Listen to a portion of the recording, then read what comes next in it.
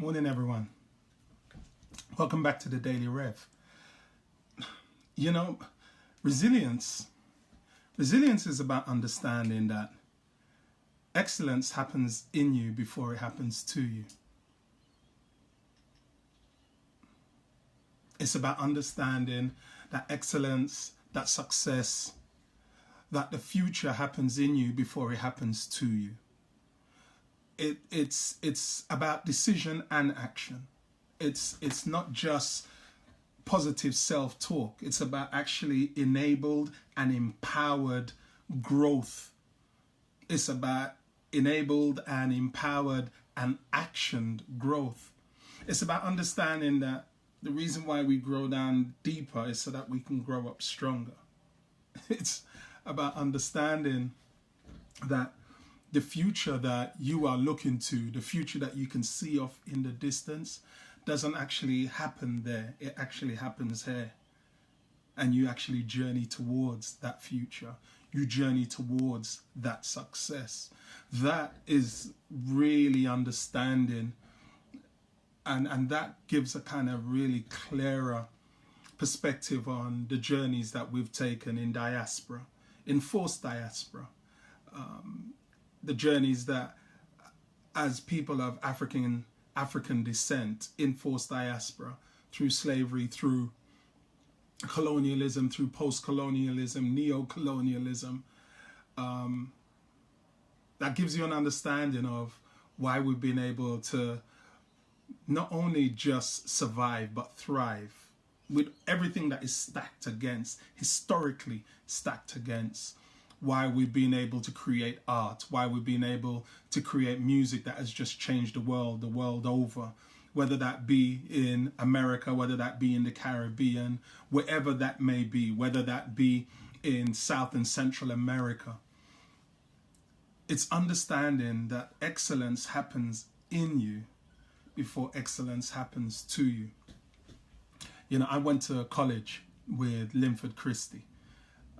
Back in the 80s, we both went to Hammersmith and West London College, and Linford Christie is the only British athlete to win in four games, all four major games: the Olympics, the World Championships, the European Championships, and the Commonwealth Games. He's the only British athlete, the only athlete, period.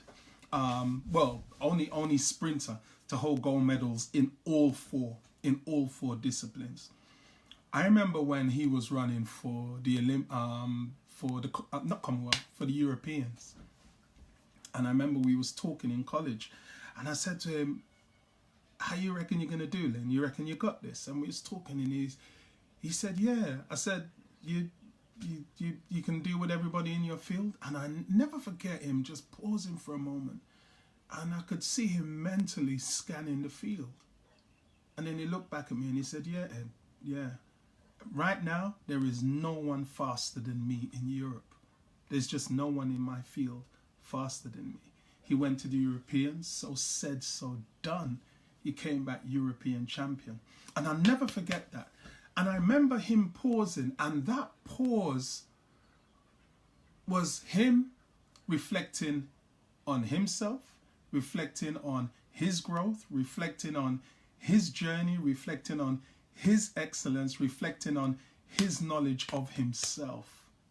It wasn't the diminishing of anyone in the field. It was about him understanding himself. So let me just share these three things about resilience. Let me share these three things about understanding that excellence happens in you before it happens to you. Number one, the acknowledging of your gifts and the acknowledging of your skill and the acknowledging and the projecting of your excellence is not a diminishing of anybody else around you.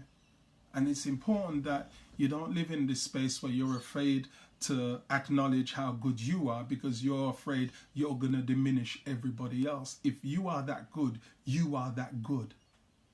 If you've grown that much, you've grown that much. If you represent that excellence, you just represent that excellence.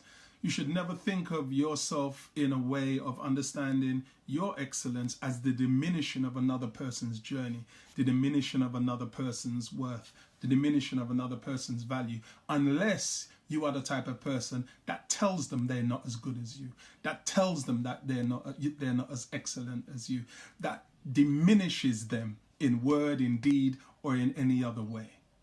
But the acknowledging of your excellence should never be, in your mind, the diminishing of somebody else's journey. Number two, seeing the end, seeing the excellence at the end, is about embracing the journey to that end. Seeing the excellence of the end is about embracing the journey to the end. You can't see excellence and get it for free.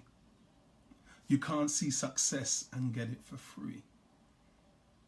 And number three, and most importantly, remember, the way of the dreamer and the way of the excellent is hard work. It's hard work. But the success that happens to you must always happen in you, because it's a decision that you make. And that is the journey of Black History Month. That is the journey of the African diaspora.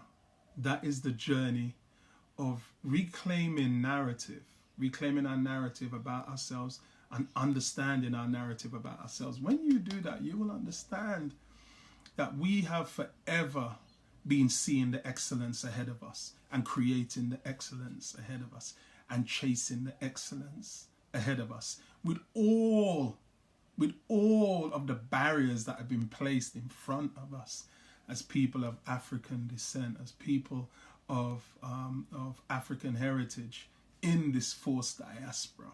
The excellence that we've seen is the excellence that we've chased and the excellence that we've achieved. So be resilient. Don't just talk excellence. See the excellence and decide for the excellence now. And then go do the work that it takes to get there. All right, you have a good day today. I'm enjoying this, you know.